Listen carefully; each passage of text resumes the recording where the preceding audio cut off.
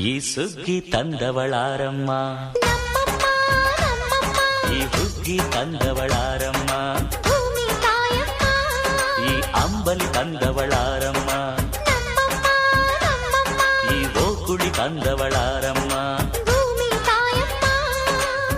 ಒಂದು ನೆಲ್ಲು ಚೆಲ್ಲಿದರೆ ರಾಶಿ ಮಾಡುವ ಇವಳದೇನು ಕರುಣೆ ಪ್ರಿಯ